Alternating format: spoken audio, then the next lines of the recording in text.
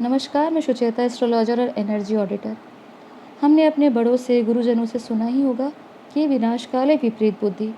अर्थात जब भी दुर्भाग्य या पतन, नकारात्मक घटनाओं का समय प्रारंभ होता है, तो बुद्धि काम करना बंद कर देती है। विवेक और ज्ञान साथ छोड़ देते हैं। और बीइंग एन एस्ट्रोलॉजर और एनर्जी ऑडिटर, हमारा क्या काम है कि हम आपको समय समय में कुछ विशेष घटनाएं घटने वाली हों तो उसके बारे में आपको जानकारी दें।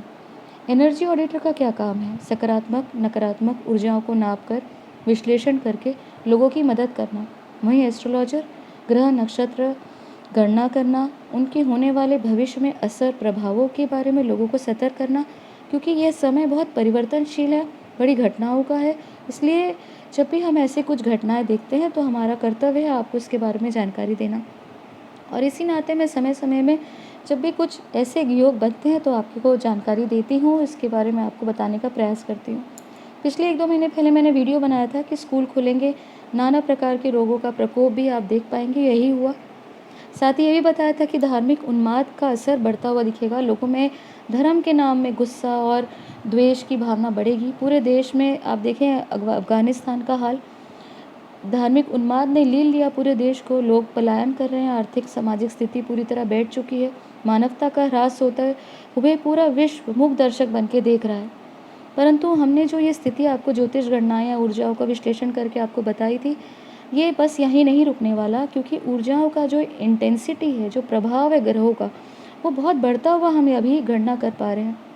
और हमारे स्टडी के अनुसार, हमारी जो विश्लेषण जो मैंने किया उसके अनुसार, अब डिप्लोमेसी या डिप्लोमेटिक लोगों का अब समय जो है वो नहीं रहा कि अब बीच का रास्ता आप निकाल कर नई नई संभावना ढूंढना ये अब बहुत मुश्किल हो जाएगा लोगों के लिए।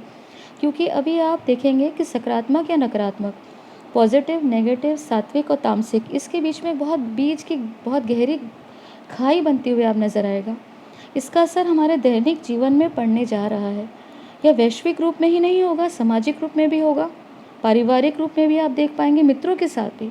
हर जगह जहाँ नेगेटिव हैं वो लोगों के साथ में मतलब बिल्कुल एक तरीके से ग्रुप्स बन जाएंगे कि बहुत ज़्यादा लोग आपस में जो चला लो या चलो ठीक है वाली भावनाओं को अब नहीं आगे कर सकेंगे। वे बहुत ही ज़्यादा बीच में जो ये नकारात्मक या सकारात्मक की जो बीच की खाई है वो बनती हुई दिखेगी।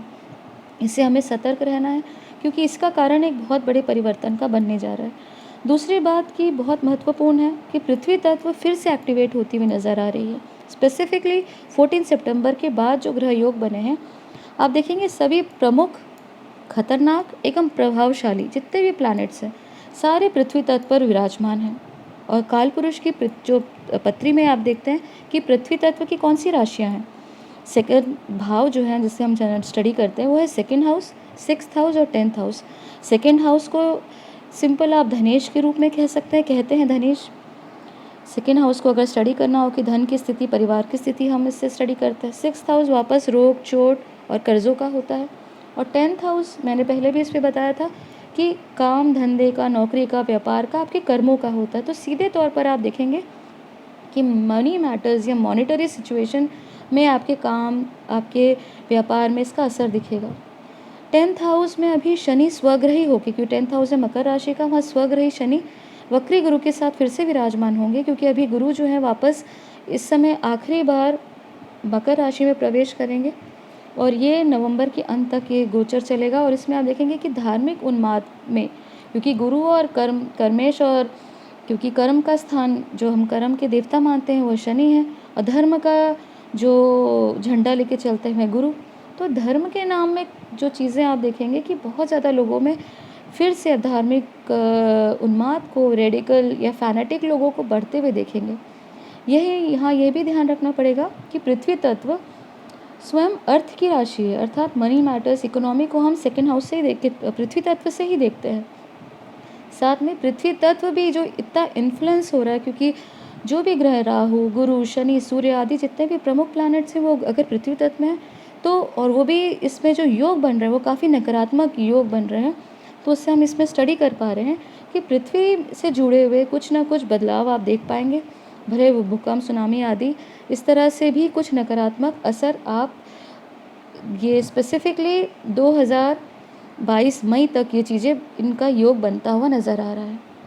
साथ ही साथ LOC और LAC इनमें तेज़ी से घटनाएं बढ़ती हुई नज़र आ रही हैं और इसमें बहुत बड़े बदलाव, बहुत सारी चीज़ें आपको घटती हुई नज़र आएंगी।